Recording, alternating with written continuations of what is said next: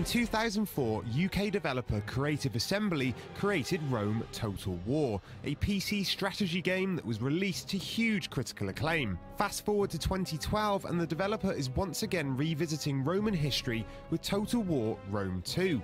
But with a release not due until 2013, there's a long wait until eager fans can get their hands on the game. In the meantime though, how about a look at the game in action? We sat down with James Russell from Creative Assembly for an exclusive first ever look at the battle gameplay from the new Total War Rome 2.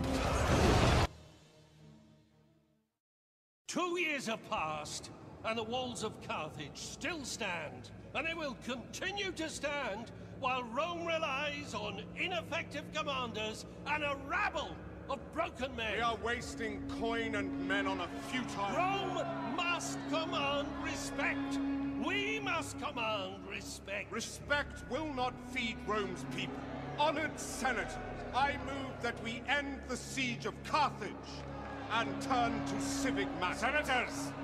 Senators! The time has come to end this war. That much is true.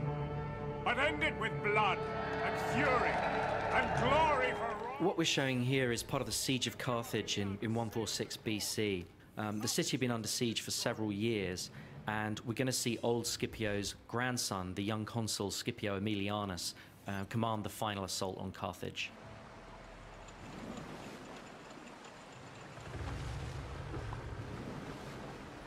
Consul, the fleet is ready. Burn the city, Tiberius. No prisoners, no mercy. Kill them all! Yes, Consul. Forward! You know, we've got Scipio here commanding the Roman fleet approaching the beach. So you can see there the huge scale of the fleet, and the fact that we've got multiple ships per unit, which really adds to the sense of scale. And here's the Roman fleet approaching the beach. So this really showcases a new battle type, which is a combined battle. So you've got naval forces and land forces in the same battlefield. But not only that, you see the men on the ship disembark to fight on land. And so here they're approaching the beach, and they're going to disembark to join the siege. And the combined battles really add a load of gameplay in terms of, you know, cat and mouse around the coast and the defense of the beach versus the defense of the city. And we're really experimenting with different ways to make that gameplay work really, really well.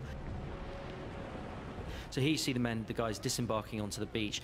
This is, you know, what we're trying to achieve here is get a real sense of almost the Saving Private Ryan of the ancient world. So we really want to get the camera down and get that sense of that darker vision of war, where you really make this human scale of battle come alive, and it's part of that darker vision of war, a more gritty, realistic feel to the way the battles work. Here you can see the shipborne artillery as part of another feature of combined battles. Obviously, you can have, you know, artillery on ships as well as on land, and these artillery pieces on the ships bombarding the city. So, as I said, huge epic city environment there, because this is the capital city of your great enemy here, and we really want to make the city feel like it's been under siege for several years. So it's a kind of darker view of a siege war.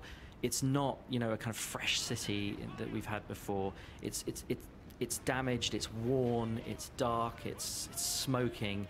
We want to make this approach feel apocalyptic. This approach to the final battle for one of your great enemies. We want it to feel apocalyptic. So, you know, we've got these siege towers here. They're in place because, as I said, the siege had been underway for several years. But this is the final assault from a navy. So we're really breaking down the barriers between armies and navies, and that's obviously got a huge impact on the campaign map as well, because it means that navies here can attack cities.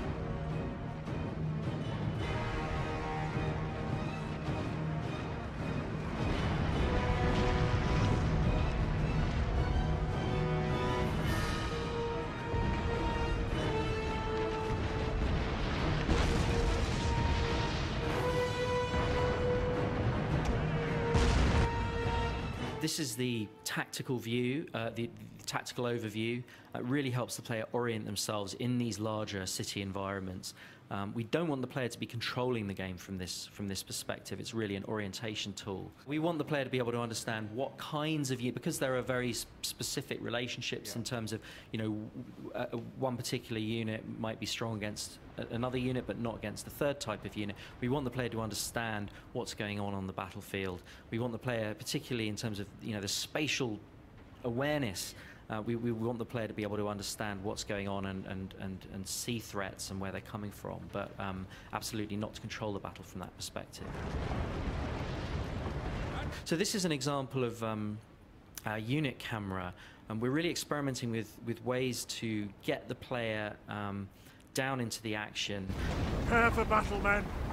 Remember, we fight for Rome! Attack!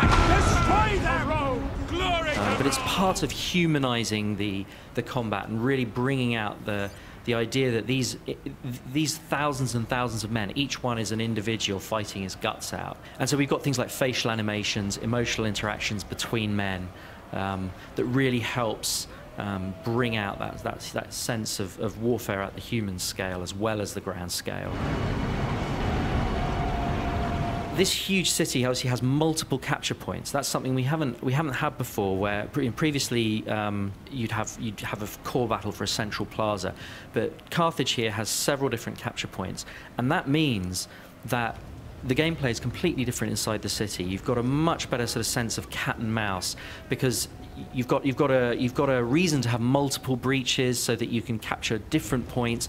The defender isn't just incentivized after a breach is made to pull back into the plaza and you get this kind of mosh pit. No, instead we've got real cat and mouse gameplay. You've got to defend multiple points. The attacker can do lots of different things. They can concentrate on one point or move to another when they sense weakness. Here you see the Roman fleet coming into the Carthaginian harbour. Again, you know, the whole combined battles adds to that richness in terms of, certainly in terms of a coastal city.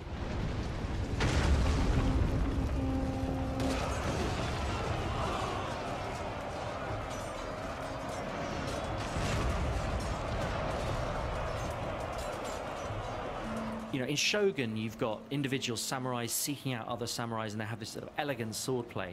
But in the Roman era, we really want to get a sense of that kind of brutal, mechanistic group combat.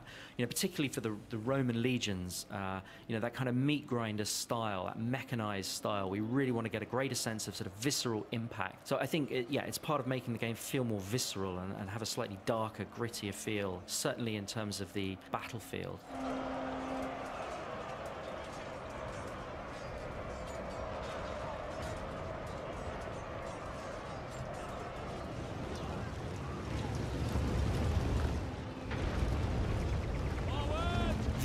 The Total War engine, you know, over the years we've learned so much about how to get really optimize the performance in terms of being able to deal with thousands and thousands of men on screen at once, and the fact that when you zoom in you get a huge amount of detail.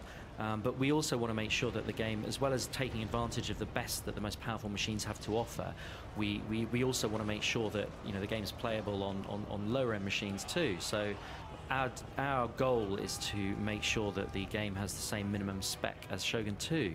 Now we're not, you know, we're going to do everything we can to try and achieve that. We can't guarantee it, but that is what we're trying to achieve. We're really pushing the look of the game, but this is super early code. We're way pre-alpha, and what that means is there's loads of features, not just in terms of the graphics, but also in terms of the combat and the animations that actually aren't in the game yet. So the final game's actually going to look way better than this. You know, we're working our guts out on this game, and we're determined to make it the best Total War game ever.